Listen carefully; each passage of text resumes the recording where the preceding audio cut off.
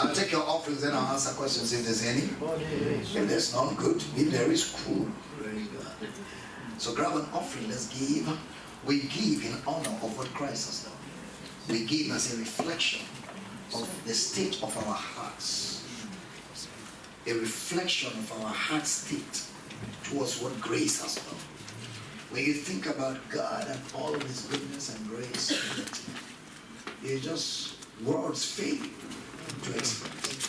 And what we give to make the Word of God easy to spread.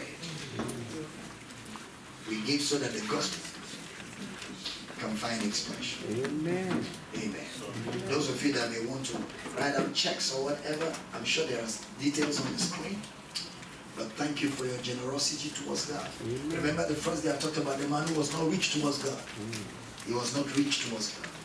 He was rich towards himself. Mammon ruled. Mammon doesn't rule us. We rule Mammon. We use Mammon to serve God. Father, I pray for everybody as we give generously. We give willingly. We give joyfully. We give in response to grace and the blessing. And we give in response to what Christ has done. And through our giving becomes a machinery through which the gospel reaches out to all the people. Thank you for salvation and the free favors of God. And thank you that our offerings rise before you a sweet smell today. An offering accepted. Every need met in this place. Desires granted. Where you need a miracle, receive a miracle. Receive a miracle. Receive a miracle. Receive it right now. In the name of Jesus. Thank you, Father. Thank you, Lord. In Jesus' name. Amen. Praise God. All right, so the baskets will go around. If there's any question, anybody want to ask a question? Yeah, there's one there. Anybody else? All right, so let's stay with that one. Okay, based on the character of God, when Jesus said, when Lazarus was dead, Yes. and then Jesus said, this sickness is not unto death, but that God might be glorified through it. Yes. Was he saying that God made Lazarus sick so that he would glorify himself? No, it's like saying the doctors make people sick so they can heal. The doctors don't make us sick to heal us, but the doctors heal us Because we are with sick. medication when we are sick. It's like the case in John 19. John 19. Like the case in John 19 verse 1. A lot of deliverance ministers have used that scripture to eat a lot of people's money. Because this, is it John 19? John 1:19. No, the one where he says, John 9. John 9:1. Deliverance pastors have used this scripture to eat a lot of people's money. Serious. This scripture, there's a way this scripture will be preached right now. Any money can be collected from anybody. Because it's been abused. And as Jesus passed by, he saw a man which was blind from his birth. The man was blind from his birth. Deliverance preachers will say, in your family, no man has made it in business. All men are struggling, only women are succeeding from birth.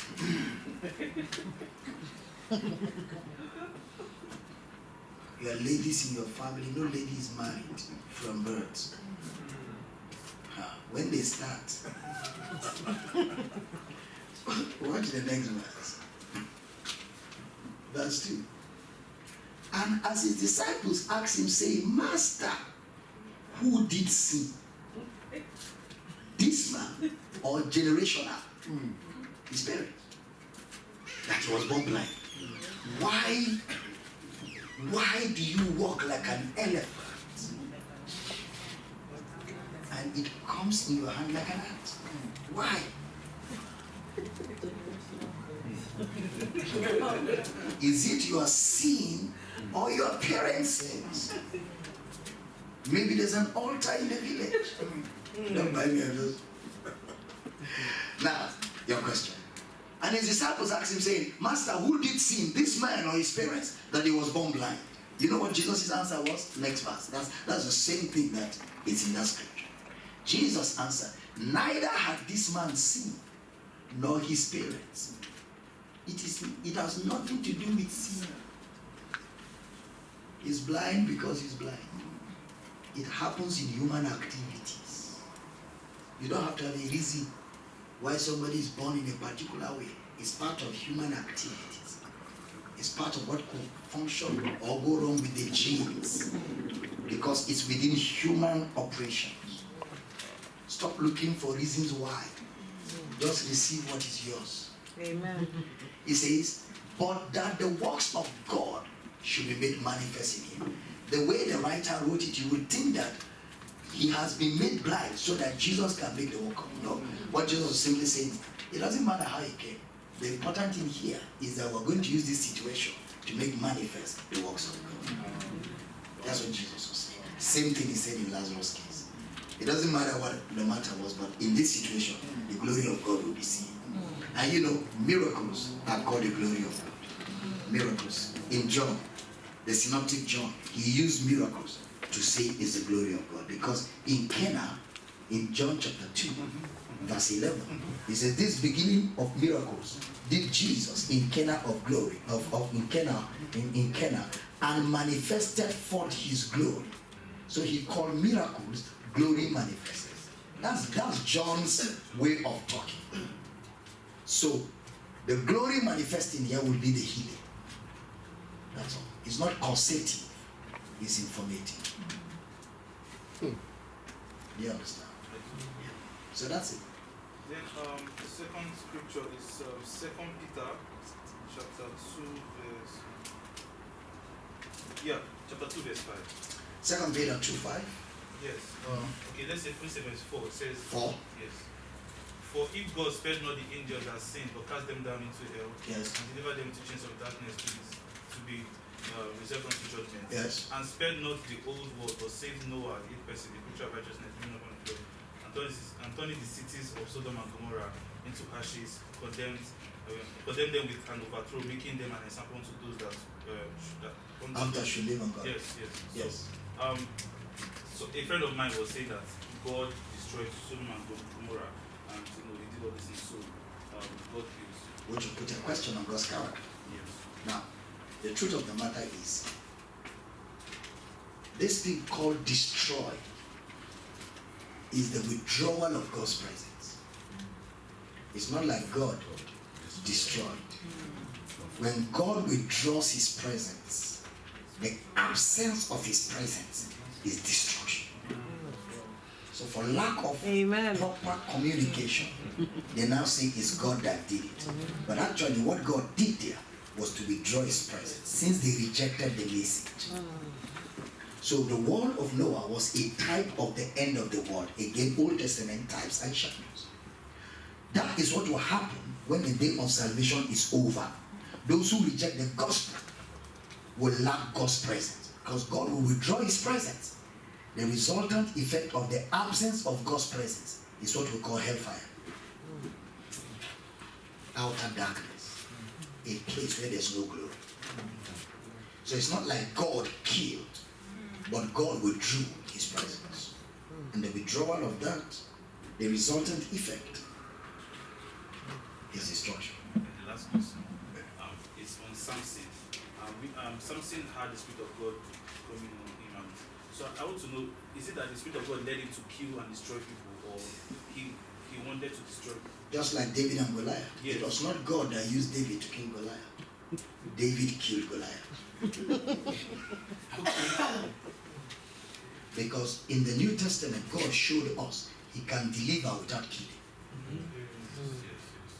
So God, if God was the one operating, he could have saved David and the rest of Israel without killing Goliath. Because Peter was in prison and he was to die the next day. The church prayed. An angel walked in, opened the place, brought Peter out without breaking anything. Peter came out of prison and the doors were intact. It wasn't a prison break. It was deliverance. Amen. And nobody was hurt. Paul and Silas, same thing. When they came out, they didn't go. They hung around. And the guy who was keeping the prison wanted to hurt himself. They say, don't hurt yourself. We are still here. If you want to take us back, you can take us back. We will still come out. We know what we did to come out. He says, sirs, what must I do to be saved? You see, the intent of God's power to deliver is redemption. That man God saved with his family. Every time you see God's operation, the end product of it will be either to save man, or if man rejects him the privilege, he withdraws his presence. Exactly. See, so that's why the Old Testament again must be interpreted in the light of Christ. We interpret the scriptures in the light of Christ because it is his book. Amen. Amen. Blessed? Yes, sir. Oh, what a service. Amen. Amen. Tomorrow is going to be the last blast. Amen. We'll have an explosion here. Whoa, I can't wait for tomorrow. It's doing me somehow. The word of God is so sweet. Thank you for taking the time to be here, Ambassador. Appreciate you. As Enfield. Praise God. Amen. Praise God. Yes. Just a quick one on the one, Numbers 21. Where the writer says that God sent serpents. God sent fairy serpents. Yeah, so this is what I was thinking about. They were in wilderness, and in the wilderness, obviously, we have serpents there. Yes. And so the presence of God with them shielded them away from the serpent. But when they went on abusing the man of God and God before himself, and the serpent came in and destroyed them. Is that what is happening? It says on Matthew just 20. Remember in the Old Testament, it was angels and Moses operating. So there are a lot of things Moses just did it using his authority. That's all. A lot. He did it using his authority because of the state of the people's hearts. And you know, when you're in authority and you speak words, if you speak words carelessly, Satan will use the words to carry out an operation. And because they didn't know God, since they didn't know God, they didn't know Satan. So even what Satan was doing, they attributed it to God. Satan will kill, they'll say, God just killed. Because where people don't know Christ, everything that is supernatural is the act of God. Even law. Is that true? Even law has attributed earthquake, disasters, and all that to an act of God. That's the way it is. Once people don't know Christ, anything that is out of human control must be God. That is why we can only explain the Bible in the light of Christ. And that will mean, did Jesus ever destroy when he walked the face of the earth? Not once. Did he kill? No. Not once. The only time his record will have been stained was when they took a knife and chopped off somebody's ear. He took it and fixed back. He said, please don't stain our record. We have not come to kill. If I want to save myself from this dying, I'm about to die. The kind of angels that will hit the ground, nobody will come close. But this is why I came to die. Please allow them to make it happen fast. So my mission can be fulfilled. So Jesus reveals what God does and what God doesn't do. Because Jesus is God in human flesh. Jesus is God explaining God. Jesus is God revealing God to man. Jesus is God, explaining God's mindset to us. So what Jesus doesn't do, God doesn't do. Watch this. Jesus is in a boat and there's a tsunami. There's a flood. There's waves and they're about to die. Oh, Master, carest not down that we perish. Jesus would have said, let's perish. It's the will of God. He stood up and said, hey, stop. Peace. Be still. So God is not behind tsunamis, earthquakes, and natural disasters. If God was behind it, Jesus wouldn't have stopped it. Jesus would have said increase. Our purpose is being fulfilled. But he stopped it. And that's why today there are earthquakes and tsunamis, and you know who you are in Christ, you can stop it. Stop that. And the body of water will stop and fall back. After all, Moses, without New Testament, commanded the body of water to split, dry land appeared.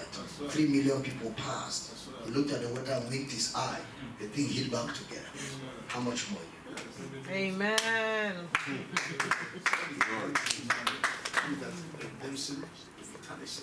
That's right. If God is behind tsunami, then it means He's defeated His purpose for salvation. He came to save you, not to destroy you. In Luke chapter 9, they said, let us command fire to come down. He rebuked them. That's right. Say, stop that. You know not what manner of spirit you are. For the Son of Man is not come to destroy men's lives, but to save them. And they went to another village. Jesus reveals expressly the character of God. What Jesus doesn't do, God doesn't do. Jesus is God's thinking pattern. Jesus is God's mindset. Jesus is God's intelligence. So when you see Jesus, you see God. Yes, sir. Amen. Is it clear? Yes, sir. So some of us. Yeah. My last question is, we know that heaven is a spiritual realm, but then when Jesus resurrected, we also see that He went to His disciples, and at some point He told them, touch me halfway. Yes. So my question is, the spiritual realm, because from what I understand, it's not like Is immaterial. it's immaterial. Yeah. So what about the physical body that He had? But that body, did you see the way that body was operating? Yes, He went through. It was not the same with our body. So in that realm, in that heavenly realm, all our bodies will be intact, but not mortal. Because that realm is immortal. That's why Jesus could walk through people. And they are not even aware. He could walk into a room without a window and a door. He just touches his body on the wall and he passes in. But it's still a body. That's right. Immaterial. That's right. Immaterial. When this body drops, the other body that will come over us, that will swallow this body, will have structure. Bones will still have structure. That's why we will know each other. We will still look like this, but perfected. Yes. So if you are blind in one eye, the moment that body comes, your eyes begin to see. Amen. There will be no deformities. There will be no blemish. There will be no old age syndromes. You know, all these things, wrinkles, all that will be out. You will come out in your very, very beautiful state. Perfect. Glory. So we will know ourselves. But it's in the realm of immaterial. We can pass through walls, pass through buildings, and we can move from here and appear there. There will be no limits. It's immaterial. Matter don't exist. You understand? So that's the realm. That's the realm. And the reason why we cannot function fully there is because of mortality. Mortality. So when all of us drop and we're all in there, that realm will be our reality. We won't remember this one. This one will not be existing because our spiritual consciousness will not retain this. That's why when people are sick and very sick, and you pray them not to die, and they are believers in Christ, and they are saying, I'm not going to die, and they are insisting, the moment they had a glimpse, a little glimpse of the immaterial, their resolve breaks. You would see them telling you, let me rest. Because what they have seen, what you have here, you're a joker. I don't want to hear again. This place is dirty, let me go. So that foretaste is what makes people leave. This man of God, with all the faith he had, why couldn't he survive? He saw what is bigger than faith. He saw the end of faith. What is he doing here? Watch Stephen. They are stoning him. They are stoning him. They are stoning Stephen. Stephen is not dying. They are stoning Stephen. Stephen is still making a defense. Heaven has just opened. I see the Son of God standing by the right hand of God. Father, forgive them. They don't know what they are doing. Into your hands, I commit my spirit. He was gone. The fastest way to get people to leave this world is to give them a glimpse of glory. There's no reason to be here anymore. You see somebody saying, I'm going to live for 300 years. He departs in 50. What happened? He saw what's better than him. Kenneth Hagin told a story of a woman whose husband died. She came to the hospital and just told Jesus, he's going nowhere. This man is not going to go. I'm bringing him back to life.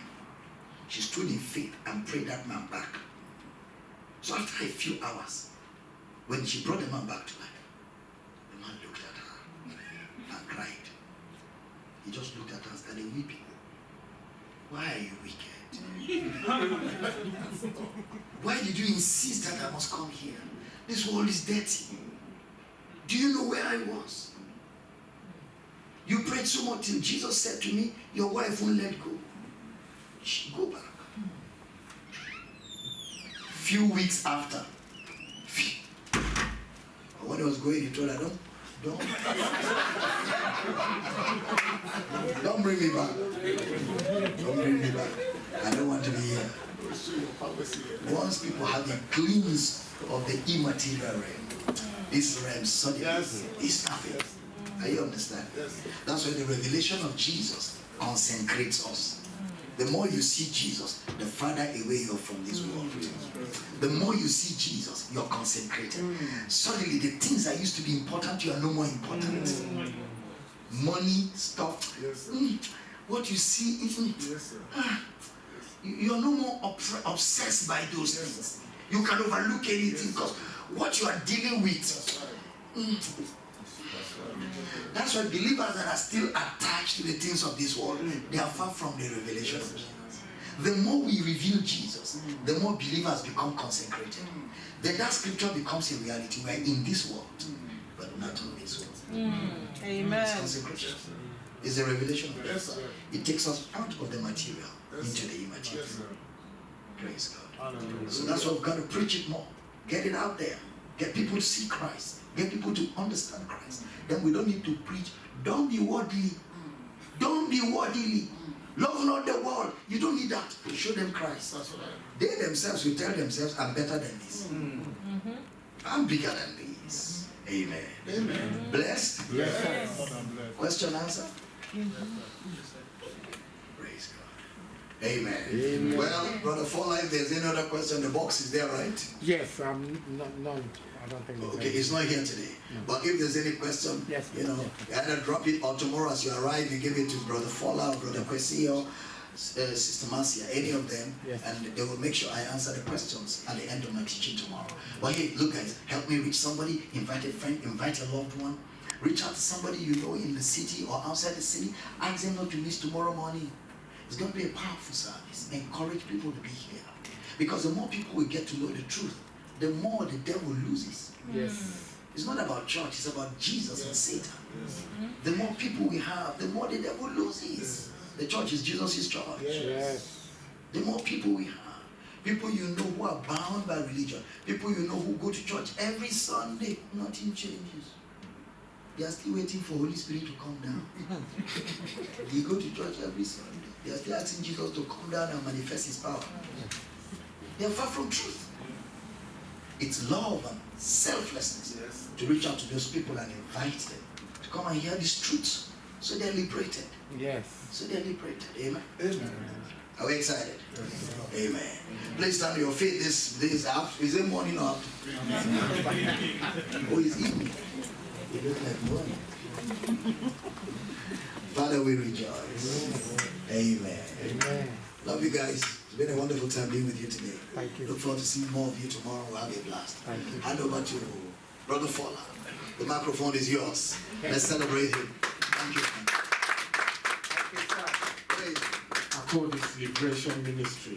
Any message that points you back to Christ is a message to listen to. Right. Share the message with your friends, with your enemies, with your loved ones, with your neighbors. If you are looking for somewhere to worship, this is where we're based. South London campus, Jurism. Every Sunday we are here. If you're tired of your church and you're looking for a place, we are here. That's right. And we are waiting for you. That's right. Yes. If you don't, remember, stay looking at the mirror. Right mirror. Right mirror. That's right. You don't want to be distracted. Keep looking at the mirror. The moment you take your eyes away from the mirror, it's out of our hand. And you want to stay in the mirror. And the word is here. Thank you very much for coming. We'll see you tomorrow at 11 o'clock. Thank you, sir. Thank you, ma'am. Thank you.